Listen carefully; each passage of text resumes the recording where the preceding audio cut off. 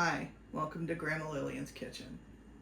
Today would be my dad's 100th birthday, and his favorite cake was a pineapple upside down cake. So that is what I'm going to make to celebrate the man.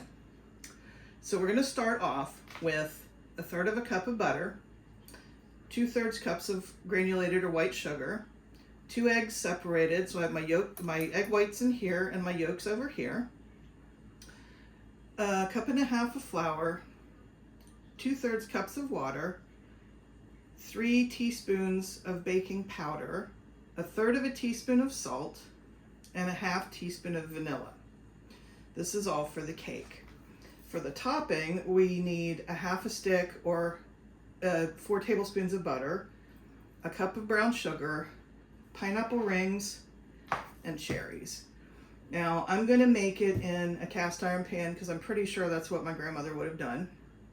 But you can make it in any pan that can go into a 350-degree oven. So to start, we are going to cream the butter, and then we will add the white sugar in. And my butter has been sitting out for a little while, so it's fairly soft. So easy creaming. And now I'm going to add my 2/3 cups of granulated or white sugar and get that all mixed in.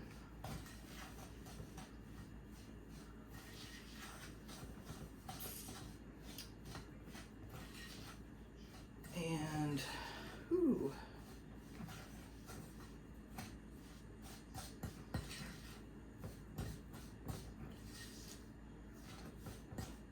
all right.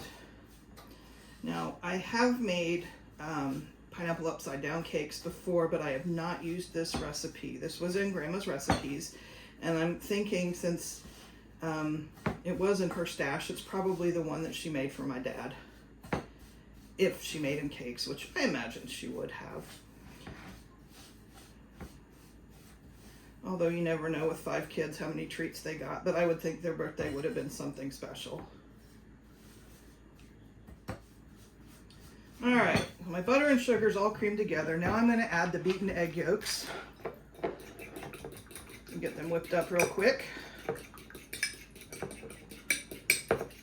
All right.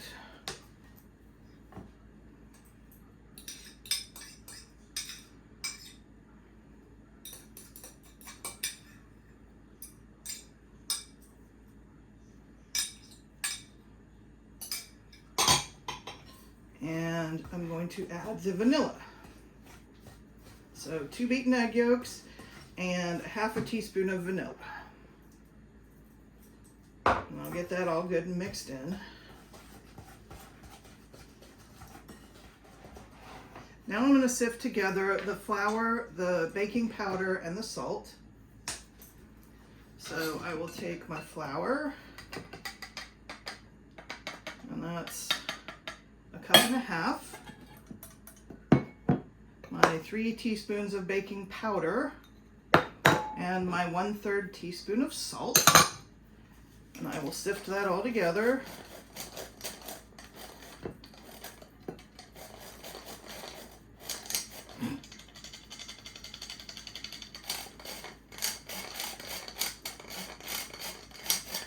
I think I probably need an apron on my workspace. Okay. And I'm going to add that to my mix of the butter and sugar and alternate that with some water. So I'll get that all mixed in, and then I'll add some water.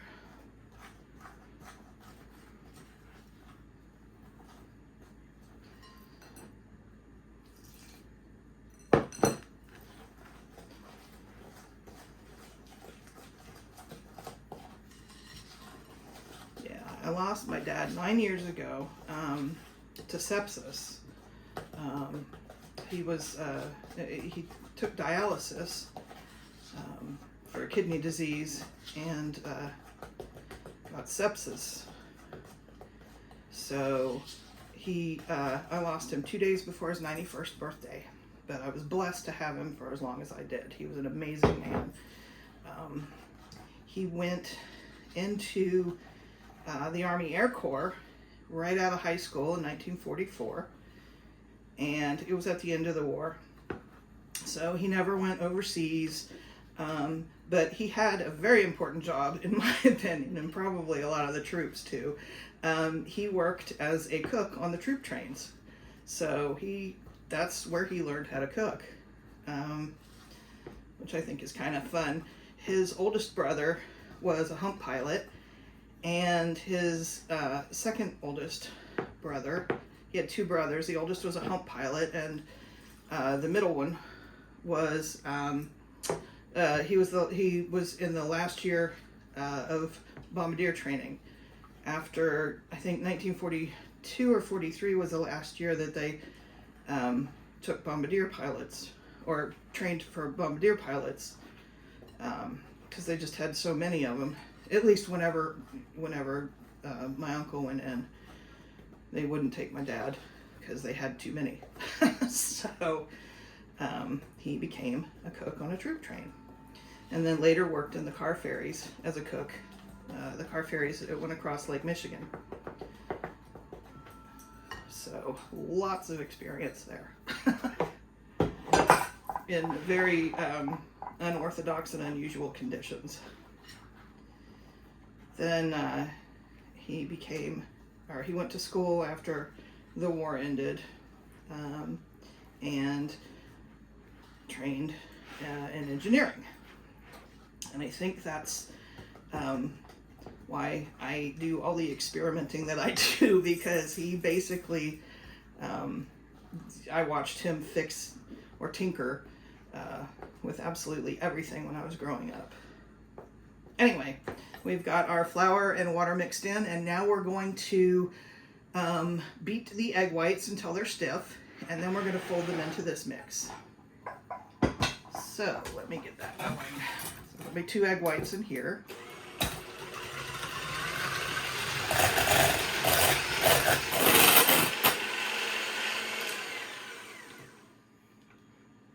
Okay, these are stiffly beaten. They're holding nice peaks.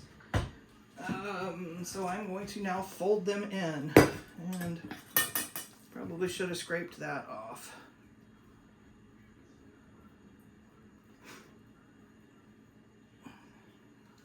Okay.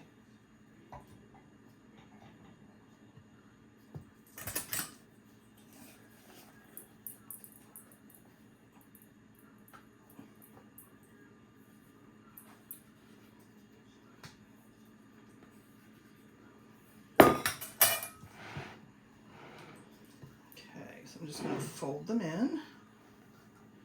I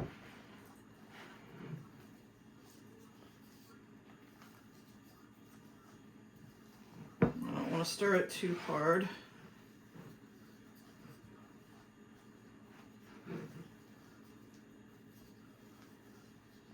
Yeah, I don't know that I've ever added beaten egg whites to any pineapple upside down cake I've ever made, so this will be interesting. All right, maybe a little more. Just kind of gently fold them. All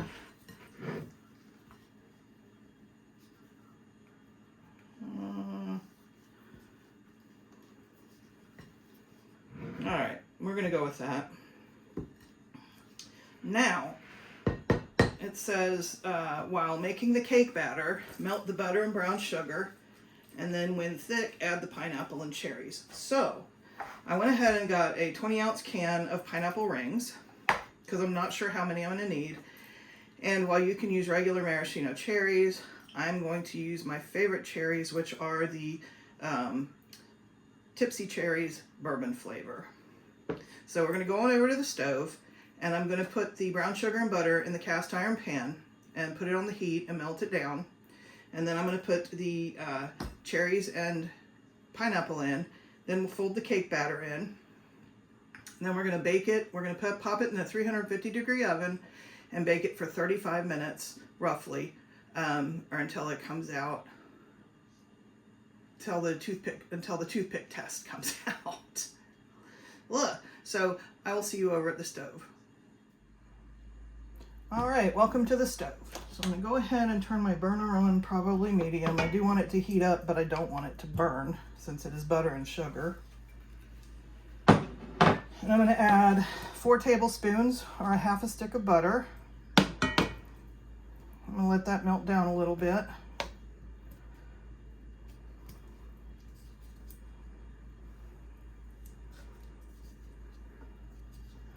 And then I'll add the brown sugar. So 4 tablespoons of butter and a cup of brown sugar. And again, the recipe did not specify light or dark brown sugar, so I'm using light brown sugar.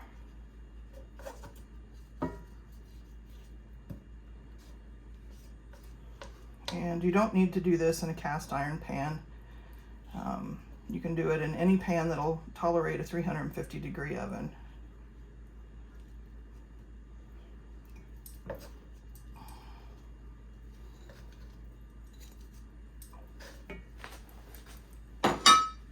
I turn the burner up a little bit. These are electric burners, can be flaky.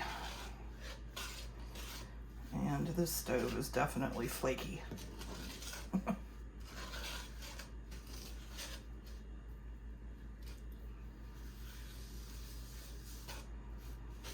And so what you just want to do is get the butter melted and get the brown sugar melted and get a nice gooey concoction.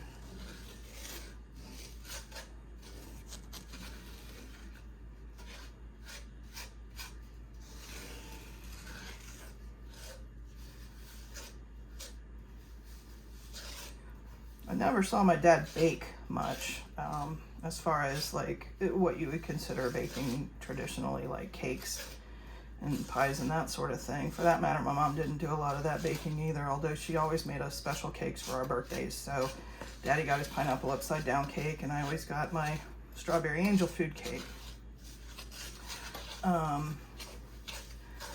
But Daddy did bake bread, and he made a lot of really good bread. So I grew up a little bit of a bread snob. Didn't eat Wonder Bread or anything like that. Always had the homemade, what I guess we would call artisan bread now.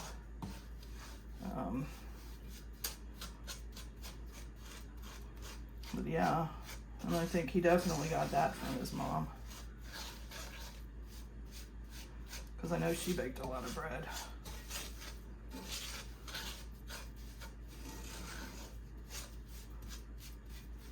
I think I need to turn this up a little more.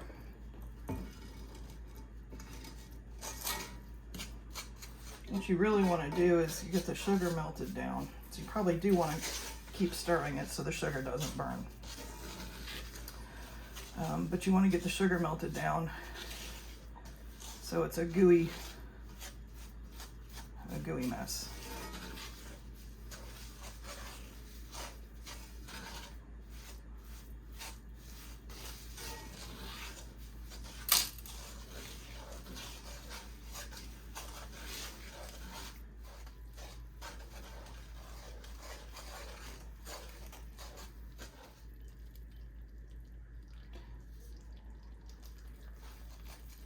Okay, I'm not quite getting the consistency or the texture that I expected, possibly because it'll do that in the oven. And I'm going to turn the temperature down on the burner a little bit. I went from medium to, well, a little over medium to a little under medium. My range goes from low to high, 2 to 8. So I was on 7, I took it down to about 3. And just judging by what this is doing, I think the butter has browned. I'm actually thinking I'm going to turn this off. I think the butter has browned. I don't want to burn it. And I think the brown sugar is going to do most of its crystallizing when it's in the oven baking.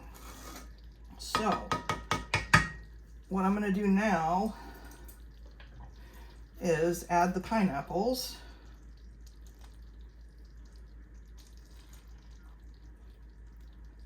And this is, again, a 20-ounce can.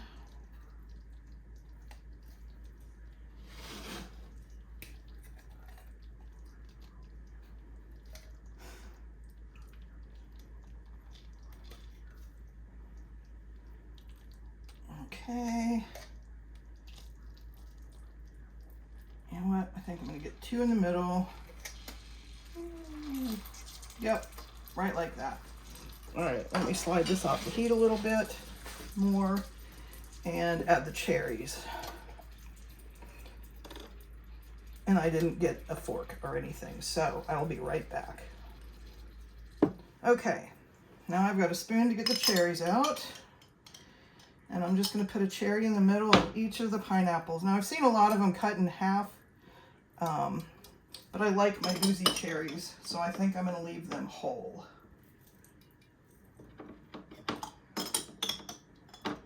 Whoop.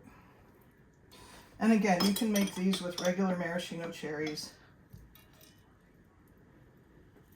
I'm just going to dress it up a little. Uh-oh.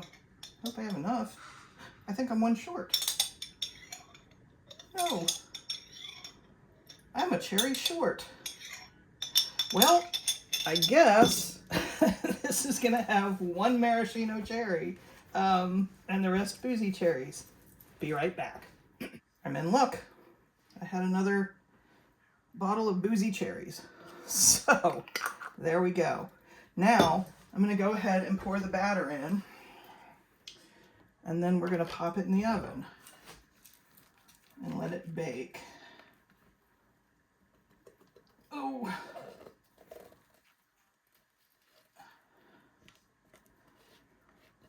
So it's going to go into it says moderate oven, which I take to be 350 degrees. It says for about 35 minutes. So we'll do that. And then we'll take it out or do the toothpick test and see whenever it's ready to come out. And oh my goodness, this is a bigger pan than I might have cake batter. Well, we'll make it work.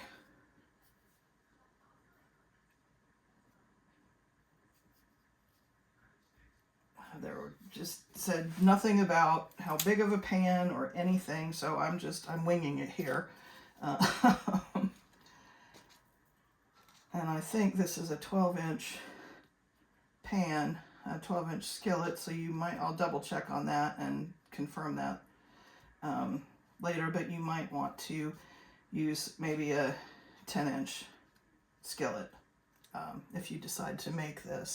The recipe did say that you could also use peaches or apricots, and it said it didn't say anything about the cherries, I don't think. I'll have to go back and look at it. All right, but I know Daddy liked it with pineapple and I like it with pineapple, so that's how I made it. So I'm gonna go ahead and pop this in the oven, 350 degrees for about 35 minutes. I'll see you soon.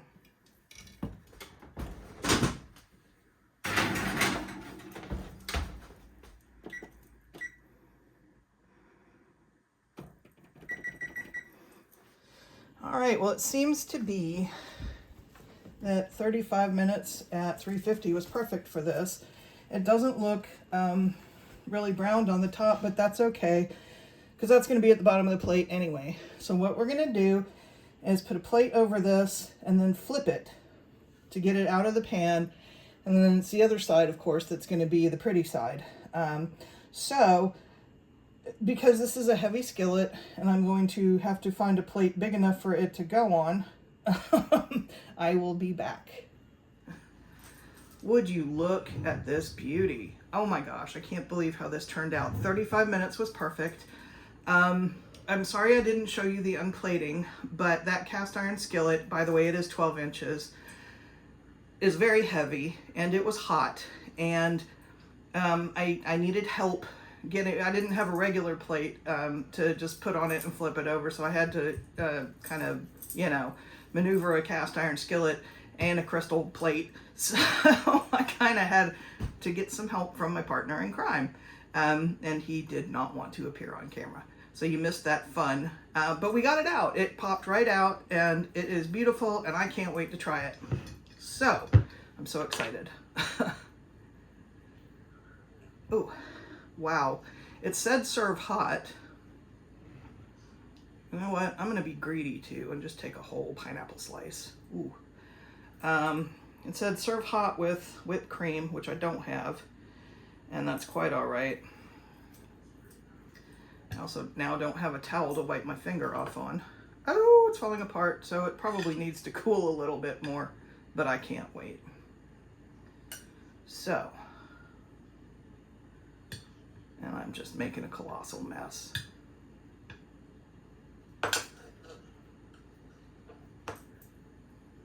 All right. We're at the good part. Not cooking anymore. Ooh. Wow. I've never seen it. It looks so light. I wish you could really see how light that looks. I've never seen a pineapple upside down. I've never made a pineapple upside down cake that was that light. This is amazing.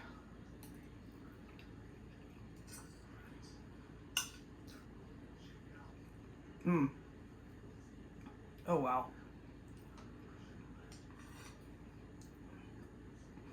All right, this is definitely my go-to recipe going forward. It's a little more involved, I think, than I recall ever making anything, but this is delicious. Mmm. The cake reminds me a little bit of a shortbread. Kind of has a shortbread taste to it, which surprises me. I wasn't expecting that, but it's very, very light and crumbly.